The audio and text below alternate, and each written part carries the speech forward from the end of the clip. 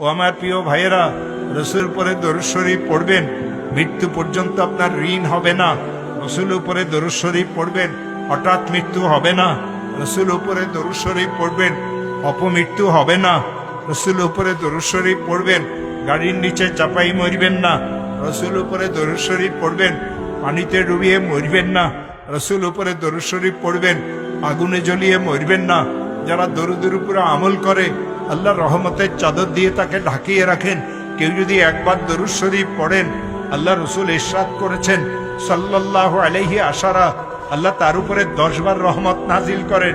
আল্লাহ যাকে রহমতের চাদর দিয়ে ঢাকিয়ে রাখেন, সে কোনোদিন অপমৃত্যু মরতে পারে না।